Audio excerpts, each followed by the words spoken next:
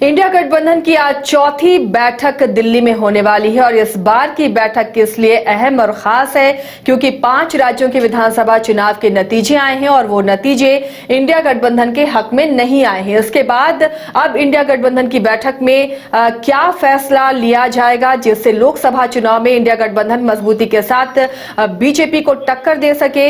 इस बैठक में बिहार के मुख्यमंत्री नीतीश कुमार पहुंच गए हैं, डिप्टी सीएम तेजस्वी यादव भी पहुंच गए हैं, तमाम जो 27 दल हैं उनके नेता पहुंच रहे हैं, ये खबर है। लेकिन झारखंड के मुखिया हेमंत सोरेन नहीं जा सके हैं और उन्होंने अपनी व्यस्तता का हवाला दिया है। उनकी जगह पे 2 सांसद वहां प्रतिनिधित्व करेंगे, विजय हांसदा और महुआ माझी। इसके अलावा जेएमएम के महासचिव, केंद्रीय महासचिव सुप्रियो भट्टाचार्य भी होंगे। लेकिन ये बैठक कई मायनों में इसलिए खास है कि क्या सीट शेयरिंग पर इसमें चर्चा होगी। झारखंड से जो प्रमुख पार्टी है जेएमएम, वो अपना कितना हक मांगेगी, जेडीयू को कितना हक मिलेगा, आरजेडी को कितना हक मिलेगा, किस तरह सीटों का बंटवारा होगा, कन्वेनर कौन होगा, इन तमाम मसलों पर इस बैठक में चर्चा हो सकती है। हमारे साथ वरिष्ठ सहयोगी राकेश रंजन जी भी हैं, इनसे समझते हैं आज की बैठक कितनी महत्वपूर्ण है। जो घटनाक्रम अभी फिलहाल देख रहे हैं देश में, जिस तरह से नतीजे आए हैं विधानसभा चुनावों के, किस तरह से अब जो क्षेत्रीय पार्टियां हैं वो अपने आप को इस बैठक में प्रेजेंट करेंगी। देखिए, क्षेत्रीय पार्टियां निश्चित तौर पर कांग्रेस पर दबाव बढ़ाएंगी और ये ऐसा लगने भी लगा है। अगर आप देखें तो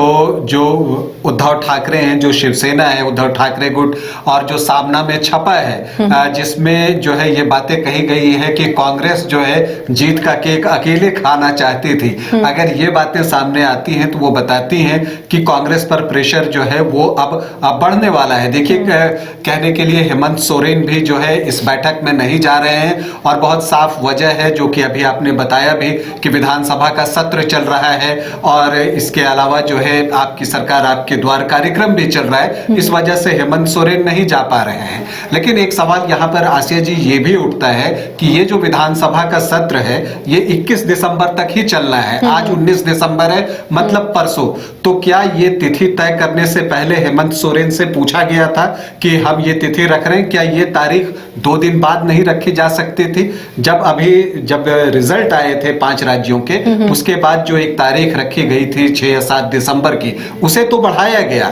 तो जब उस समय आप बढ़ा रहे थे, हेमंत सोरेन एक अटूट हिस्सा है इंडिया गठबंधन के और इतने महत्वपूर्ण नेता हैं और एक राज्य में सरकार चला रहे हैं और कांग्रेस उसकी सहयोगी है। तो इन परिस्थितियों में एक बड़ा सवाल ये जरूर उठता है कि क्या तारीख रखने से पहले इनसे बातचीत की गई। और जब इतना महत्वपूर्ण है, जैसा आपने कहा कि सीट शेयरिंग की बात हो सकती है, लालू प्रसाद यादव ने भी इस बारे में इशारा किया है कि इस बैठक में सीट शेयरिंग पर बातचीत हो सकती है। तो इतने महत्वपूर्ण बैठक से मुख्यमंत्री हेमंत सोरेन बाहर रह रहे हैं। तो हालांकि उनके प्रतिनिधि जा रहे हैं, जैसा कि आपने बताया, विजय हांसदा जा रहे हैं, महुआ माझी वहां पर होंगे और सुप्रियो भट्टाचार्य भी होंगे। लेकिन एक अपनी जो हेमंत सोरेन की उपस्थिति, उसका एक अलग मतलब होता है। कहीं ऐसा तो नहीं रंजन जी, इसको इस रूप में भी हम देख सकते हैं कि हो सकता है डेट को लेकर कंसल्ट किया गया हो, लेकिन अगर ये जाने को तैयार नहीं हो या बीच का रास्ता अपना रहे हो मुख्यमंत्री, क्योंकि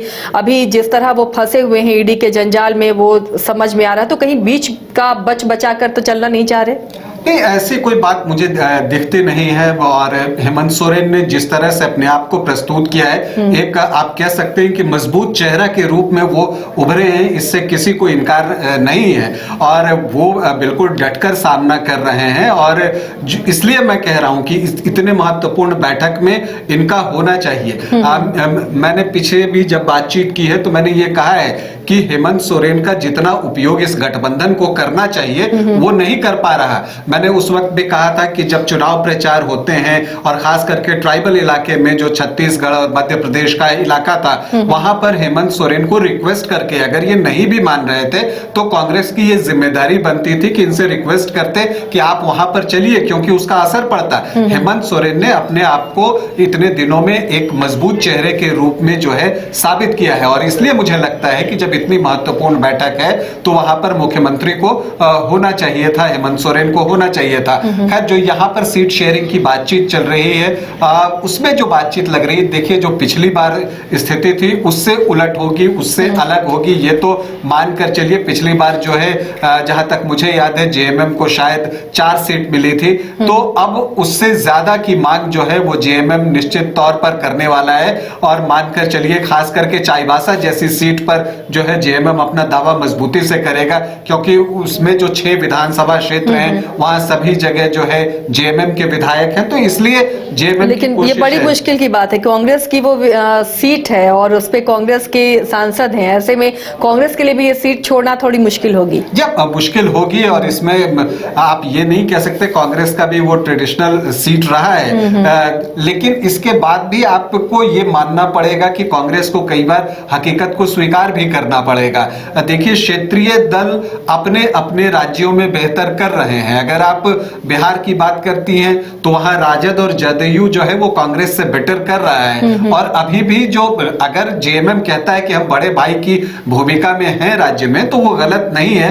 अभी भी जेएमएम जो है यहाँ पर कांग्रेस से मजबूत स्थिति में अब दिखता है। एक वक्त और था जब कांग्रेस यहाँ पर ज्यादा मजबूत था, लेकिन अब उस जगह को जेएमएम ने भर दिया है। तो जेएमएम मजबूत है, तो जो क्षेत्रीय दल है उत्तर प्रदेश में, आपको समाजवादी पार्टी को अहमियत देनी पड़ेगी। और मध्य प्रदेश चुनाव में कांग्रेस से भूल हुई है समाजवादी पार्टी को लेकर, इससे इनकार नहीं किया जा सकता। तो अगर आप क्षेत्रीय दलों को अहमियत नहीं देंगे तो परेशानी होगी। और मुझे लगता है कि आज जो ये विपक्ष का गठबंधन इकट्ठा हो रहा है, इंडिया गठबंधन, वहां पर कुछ फैसले होंगे, क्योंकि एक संयोजक को लेकर भी बहुत चर्चा है। और शिवसेना उद्धव गुट का ये भी मानना है कि एक संयोजक तो होना ही चाहिए, ये जरूरी है। तो आज का जो बैठक होने वाली है वो बहुत महत्वपूर्ण है।